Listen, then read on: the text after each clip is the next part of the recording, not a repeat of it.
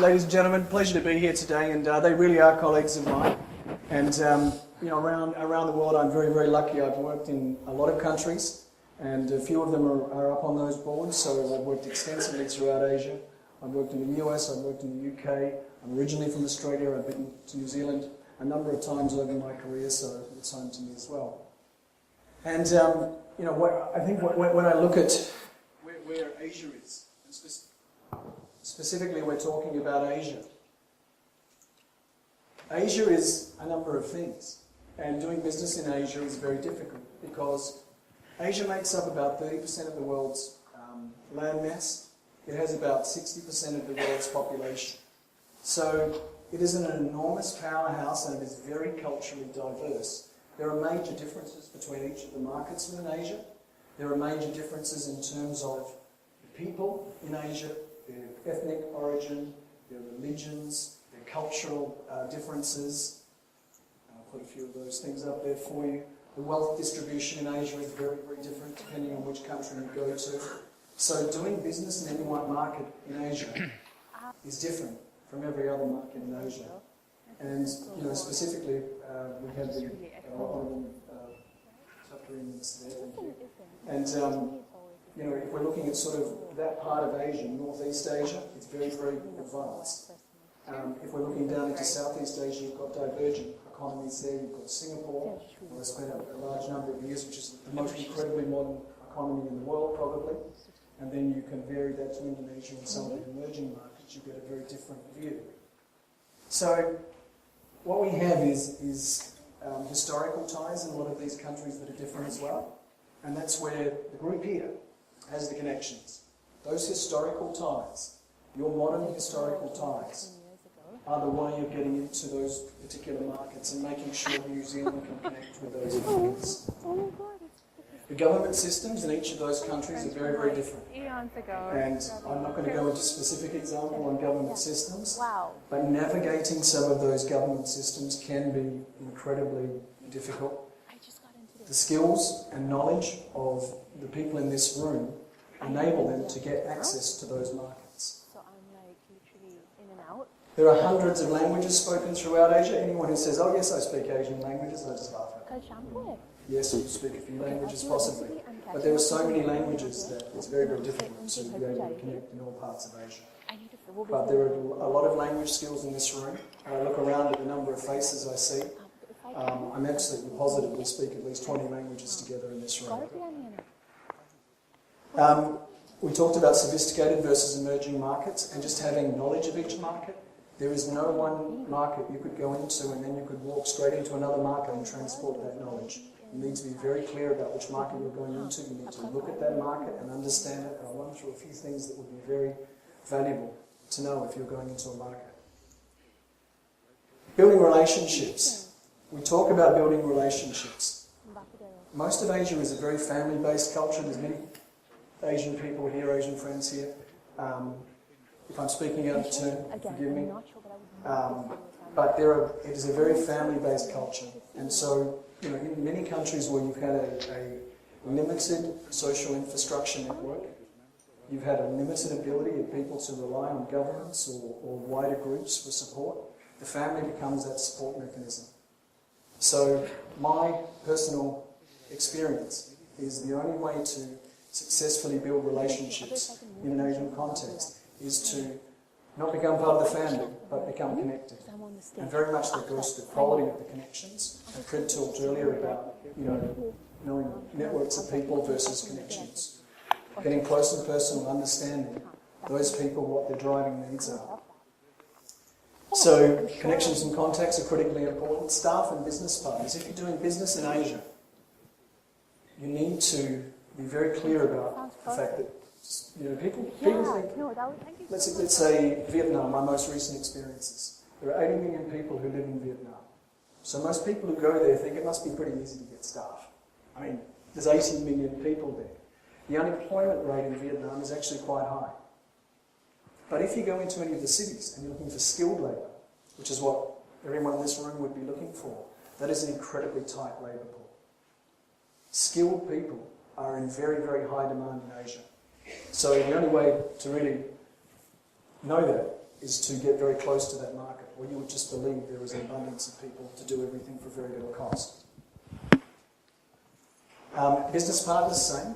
You know, it's very important to be able to connect with your business partners, and that is not easy. You need to establish what are the driving influences. Of course, Chris. Chris mentioned football earlier. No, sorry, it was Tim. You mentioned football earlier. And, you know, things like finding a common theme that people can connect with is very important. For me, that's been great. You know, sports, football, anything you can do to create friendships and establish points of contact with people that can be ongoing help you to develop relationships. They aren't immediate, they take a fair bit of time. And on top of that, they're not contractual relationships, they're emotional relationships. You have to be able to give a bit more to get those relationships in place. The influence of technology has been mentioned as well by previous speakers. It's a great way of connecting. It's not an initial connection point, but it's a great way of maintaining connections. And building trust. At the end of the day, it's all about building trust in Asia, and that certainly takes a long time. And it's ongoing, as it is in any other market. New Zealand's got its own ways of developing trust. But what we do is, once a bridge is burned, it's very difficult to get to recover that situation from an Asian context. So managing a business in Asia, things that are incredibly important: respect and results. For me, that has been one of the primary success points that I've had. I didn't do this initially. I've had my own learning experiences. As time has come, I've got to a point where those two aspects need to be combined together. That command and control style of management that used to be a very prevalent management style, you know, back in the 80s, is no longer valid in Asia. However, a lot of Asian managers still use it. If you go back into, you know, less sophisticated environments. So by changing your corporate culture to really aspire to a respect-based behavioural management style, what you get is very much a different result. People want to work, they want to be praised, they want to be recognised, they want to have the same things that you would find valuable. And that legacy colonial kind of feeling that comes with command and control is certainly very much opposed in most of Asia now. And I don't know any business that is successful using that style at this time. The other one is just building a culture within a culture. If you have an organisation or you have an idea, it's very important that you infuse your idea into the market that you would like to enter, so that you have a group of people who believe in what you're doing and they believe in the vision that you're giving them. And I think, you know, very much from our perspective, those people you saw in that video, every single person would say similar things to what I would say, because we built a culture within a culture. So I can transport myself to any one of those markets, and generally, you know, I'll be able to be a little bit more local than perhaps you would if you transported into those markets. We'll talk about diversity. So we talked a little bit about that already. Tailoring communications. You know, if you're dealing in foreign markets, you need to tailor the communications to the audience, not assume the audience is okay with the communications your communications you may want to give them, because that's the way that the organisation or you personally feel it should be done. You need to tailor communications so that it'll suit the audience you're talking to. Something I've found very, very useful is utilising informal influences. Within Asia, you have your formal channels and you have your informal channels. So sometimes, if you're managing in Asia, or you have a business in Asia that you're managing, you'll find that things aren't going well. You know, you're not getting the results you wanted to get, and you don't know why. And it really is very, very frustrating. So you think you're doing all the right things, but you're just not getting the results. Those informal influences are people within your organisation, through friends, or those personal contacts you have, who can go into the organisation because they're mates or they're friends with the people involved, and ask them what's really going on. And then your vision, which may have best intention, they can help you to disseminate that information so that you can build that trust in the background.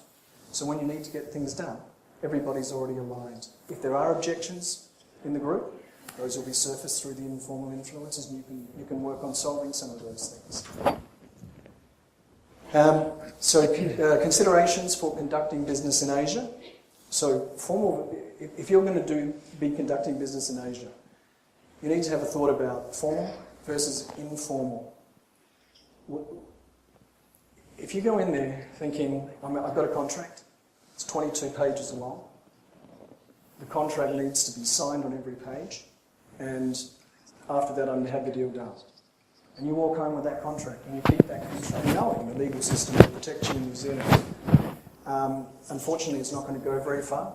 You're more likely to get a handshake and a 3-page letter, agreeing basically what you're doing with a few sort of loopholes in it. That's the way the system operates. So it's about us navigating that system rather than trying to impose, very, very onerous Western legal requirements. Foreign exchange. If you're going to go into markets, make sure you understand the foreign exchange of that market. Some markets are closed, some are open. Some banking systems are closed, some are open. There are inflows of funds that can occur and outflows that can occur, but not in every market. So you really have to be, I wouldn't say foreign exchange expert, but it's something to consider. Certainty of payment. There are no limited credit control mechanisms and a legal system to back it within many Asian countries.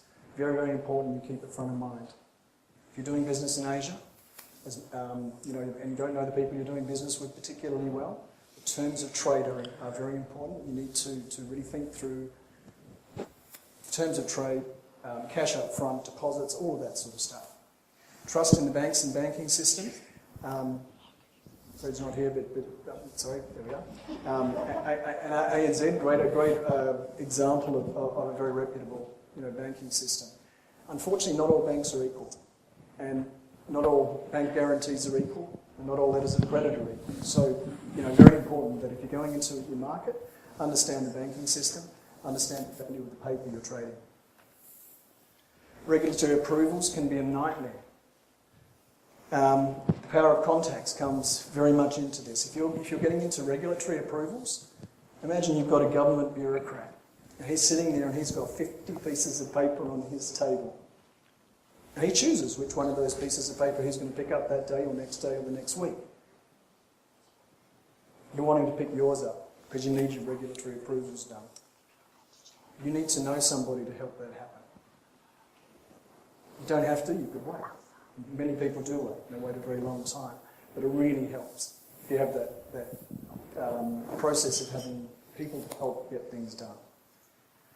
Transport and logistics. So, customs in every single country is different. In many markets, what you'll find is that, going through customs, I can say this because I deal with customs a lot, in many markets, you have to pay to be a customs officer. You can't be a customs officer because you feel like it. You have to, go through a family connection, and then you have to pay your money, and then you're allowed to be a customs officer. And so you find that if someone's a customs officer, they've probably got their son and their uncle and everybody else in there as well. It's all interconnected. Everything's connected. So to be able to, get things done, you sort of need to know who does what. And very much, again, the power of contacts comes into that. So the other one is just transportation logistics generally. If you're going to different markets, the good thing is, and this is not a plug for DHL, for modern transportation systems, aeroplanes included, it's easier to do business now. Every 5 years it gets a little bit easier because the world is so much more interconnected, and our group here is a great example of that. So for someone to act like a big player is a lot easier than it was, say, 20 years ago. A small company can look like a big company by wearing similar clothes. So that's the benefit, and I think, from a transportation point of view, getting things anywhere these days on the planet takes about 3 days. That's the toughest places, so the ability is there to trade. So why is Asia important for New Zealand businesses? I think we've already talked about this point. I'm not going to harp on it. There's limited growth prospects. How much can we eat? How much can we drink?